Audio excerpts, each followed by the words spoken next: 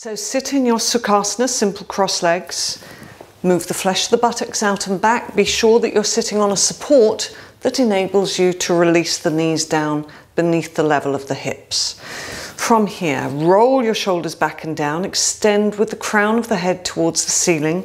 Just place your hands onto your knees so that you're getting that contact of the femur bone into the socket. Broad here across your collarbones. Let the shoulder blades release down and let your facial features soften and relax.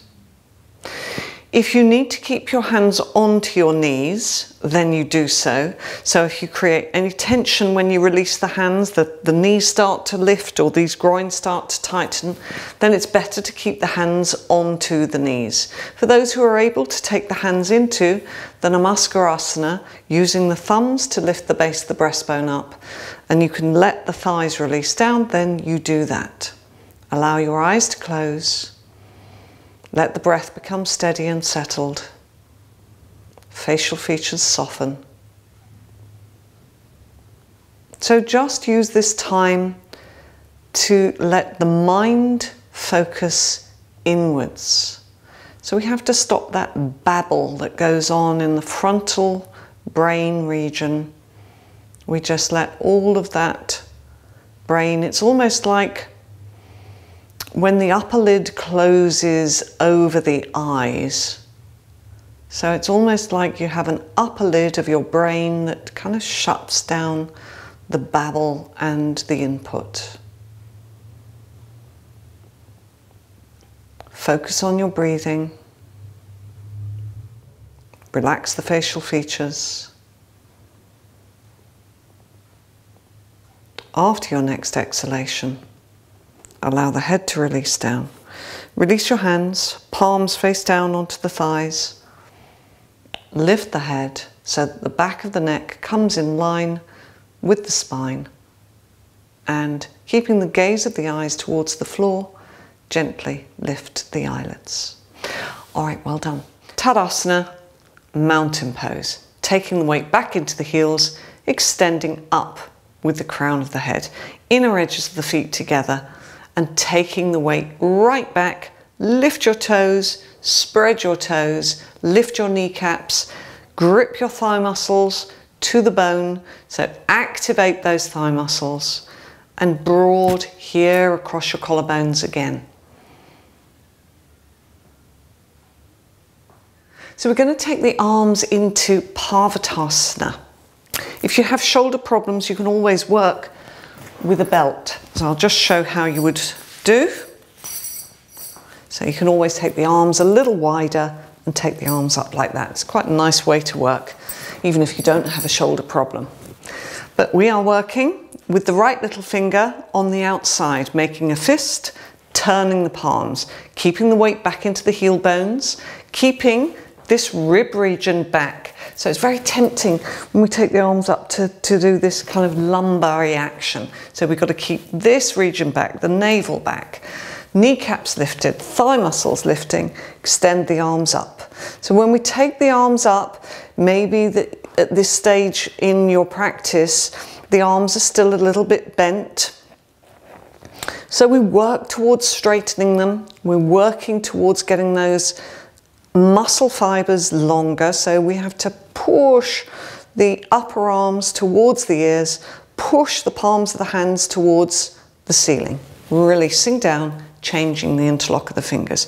So get those fingertips, those fingers right into the pits of the fingers, turn the palms, let the shoulders release down, keep the sides of the neck long and soft, even at this stage.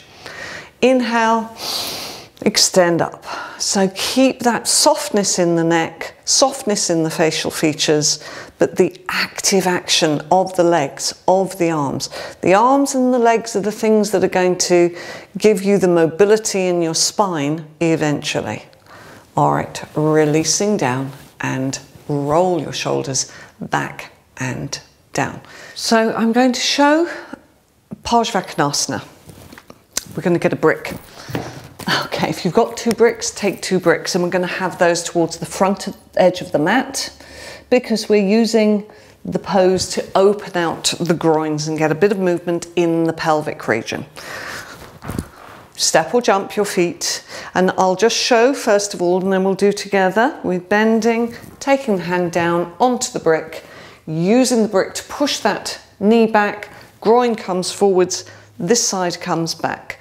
So the first way we're going to work is just with the arm up, and we're going to do a second time and take the arm over as long as there's not any shoulder problems. If there's shoulder problems, then obviously you can either keep the arm onto the hip or just going upright if you can manage that. So we'll do together. Make sure that at this stage your feet are pointing forwards, that you've got a nice wide stride. Turn your left foot in, I'm mirroring you here, the whole of your right leg and foot turns out with this rotation that you got in your Virasana 2 onto the chair. So you've got to put some action into that top thigh. Press into the outer edge of your back foot, bend your front leg, lengthen from the hip to the armpit, and take the hand down to your brick. Now bring the brick so that it's to your inner ankle, and move the knee back, the right knee back with your right elbow. Now see, can you make more of an angle on that front leg? Make sure that the knee doesn't overshoot.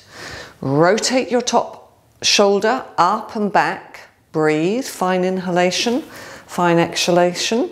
Take your top arm up and stretch up as long as there's no problems with doing that.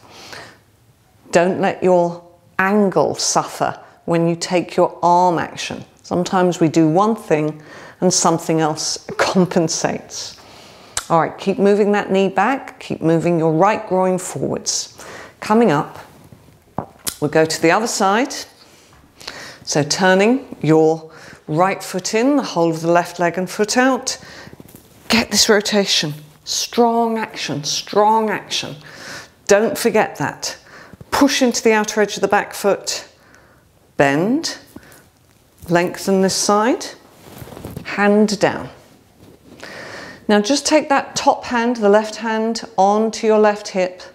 Keep the back of the neck in line with the spine. The temptation is to bring the chest and the head forwards. So it has to go back, back, back. And from here, push with this elbow.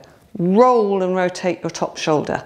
Active in the back leg, stretch up with your top arm. So press the feet into the mat as though you're trying to split the mat in the center.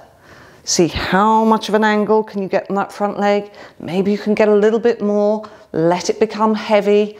That left sitting bone coming up. Turning the feet.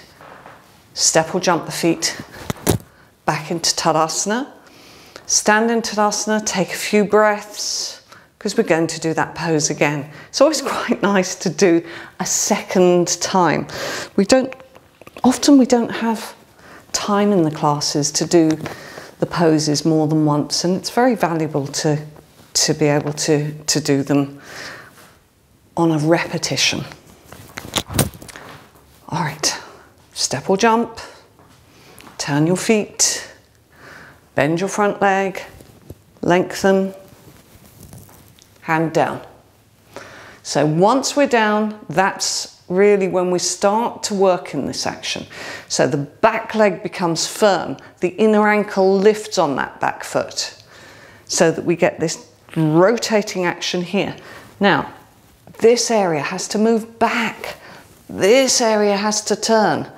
Take your top arm up, stretch it up as though there's somebody pulling you up, but your buttock is descending as the arm is extending up. Turn the arm, take it over the ear. And now see if you can look to the ceiling. Don't overturn your head, all right? So this shouldn't be uncomfortable in any way, shape or form on your neck. It should feel like it's a natural action for the body to do. Okay, coming up. Turn the feet. We go straight to the other side. Lift the chest, shoulders relaxed, bend your front leg, lengthen from hip to armpit, hand down. Top hand onto your top hip, And get these actions. Press into the outer edge. Lift the inner ankle on that back leg. The whole of that inner leg on the back leg needs to become firm. Chest back, head back. This left knee comes back as you descend your left sitting bone. So turn. This helps with the rotational action. Top arm up, really extend. But as you stretch that top arm up, how much can you descend the buttock? How much can you push back into that knee? And then turn and take the arm over the ear. So this action of pressing the feet into the mat and splitting the mat gives you a kind of stability in the pose.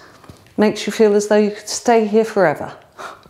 But I'm not going to make you. All right, cover you up, you'll be pleased to know.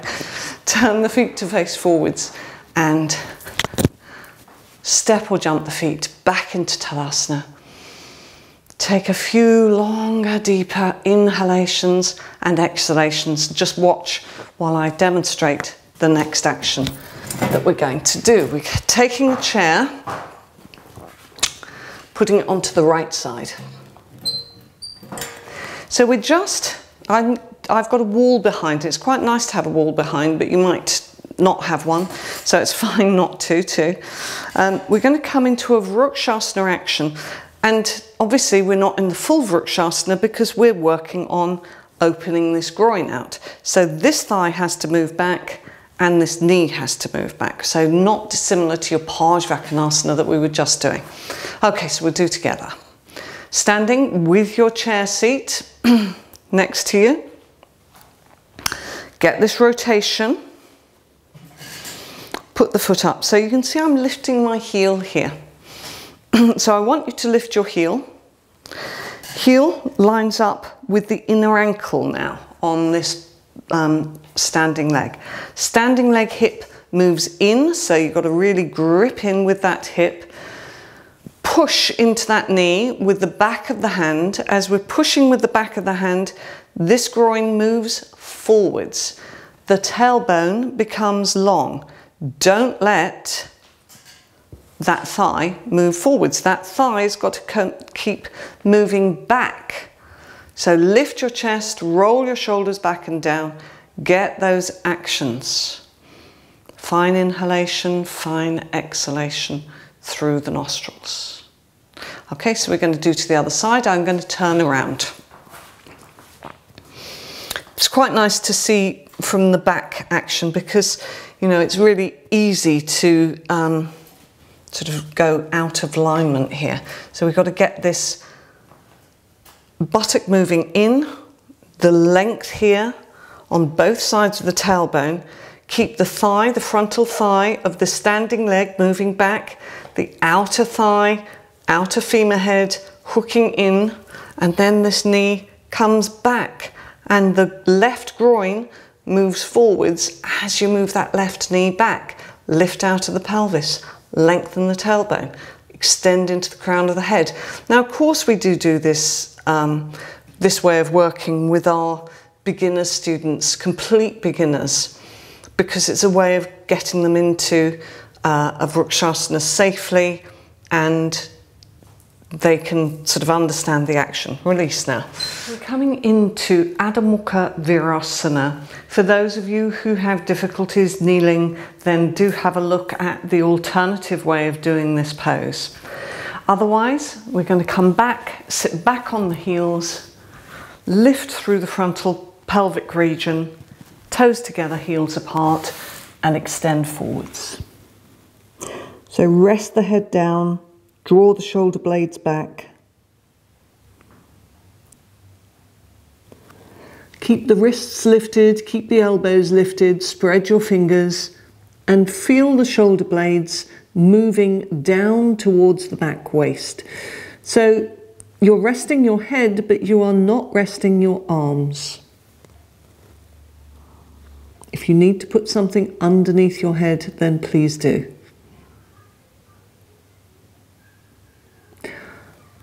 Just kneel up for a moment and have a quick look at how we're going to come into Adho Mukha Svanasana, dog head down. So we're coming from hands and knees, tucking the toes under, and lifting up. All right, so come onto your hands and knees. Have your hands just ahead of your shoulders. So about a hand's length forwards. Get the middle finger so it points directly forwards. Press down into all of the knuckles. Press down into the thumb pad. Now move your navel towards your spine. So we're not doing, just have a quick look at the screen, we're not doing that action, all right? We're not humping the back. We're just moving, instead of letting the navel move towards the floor like that, we're lifting the navel up towards the spine, which is a different action to the incorrect action that I showed you. That, it's not that. Okay, so it's kind of between the two, really. So tuck your toes under, get the navel towards the spine, anchor down with your knuckles, lift up and push back with the hands. Get the height in the pose to start with. So lift the buttocks, lift the kneecaps, lift the thigh muscles, lift the navel. So we're getting all of that height first of all. Then from there, push back with the top creases of the thighs. So it's as though each thigh bone is being pulled back by a rope. You might feel you need a very strong person to pull those ropes back. So you've got to really push with the hands and extend back with the thigh bones, letting the head and neck release. And come down into Adho Mukha Virasana, either in this way or the alternative using the chair. So extend forwards into your Adho Mukha Virasana just to get yourselves rested after your dog pose. Take a few finer, longer, deeper inhalations and exhalations. Good, now come up. Look, so we're going to come into a leg lifting action here.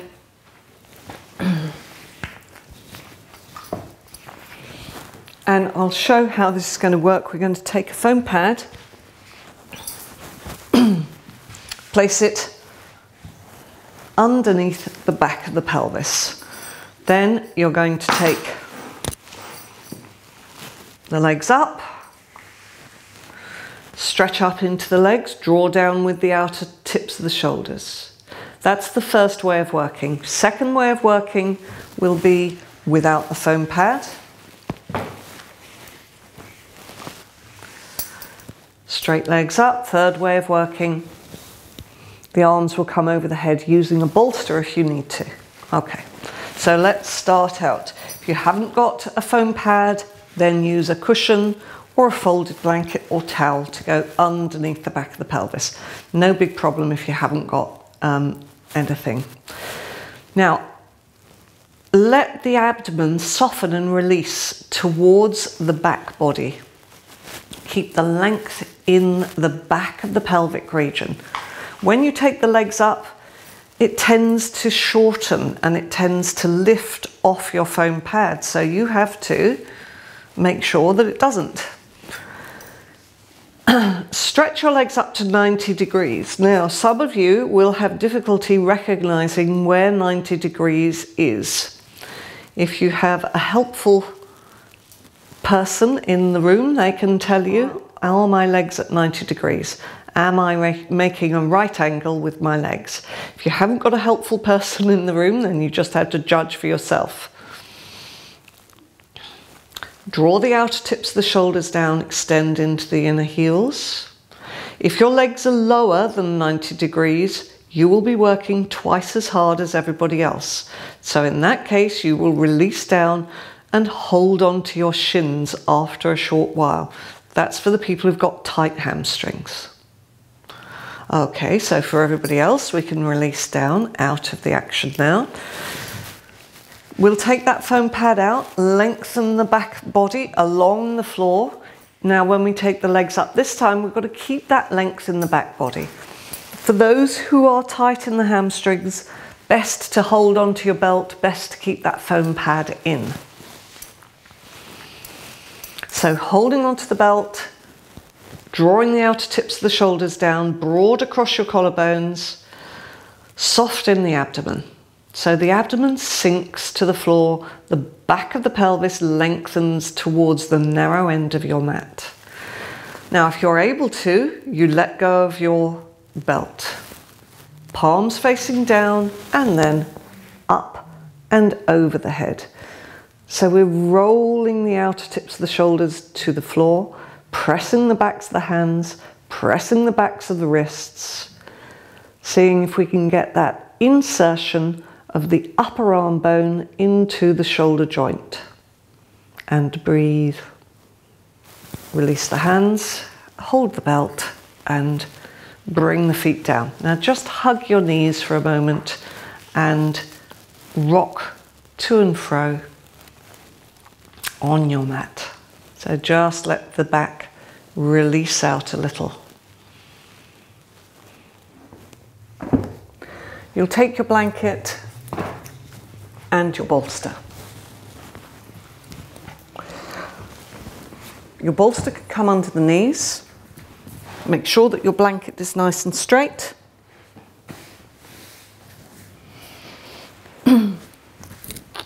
Recline back so that the blanket is just underneath the head and the neck, not under your shoulders.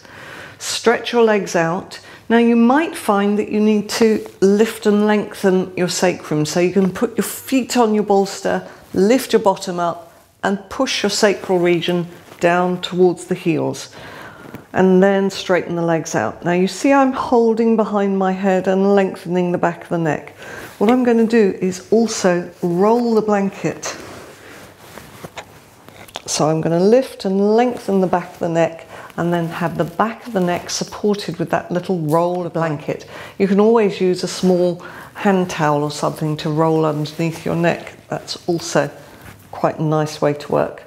Some of you have got those sayaks, so those are also good. Then we're going to rotate the arms so that the palms face the ceiling.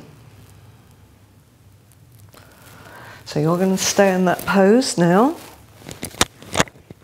Let the feet release. Let the fingers and the palms of the hands become soft.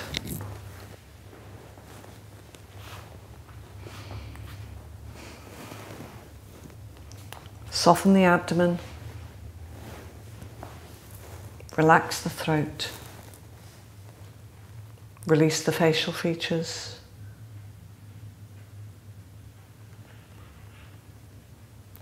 And just let the breath flow. So I'm going to leave you in this pose. So give yourself a little bit of time to have a relaxation after your sequence. It's an important part of the practice, so don't just miss it out. I will look forward to seeing you again next time. Namaste.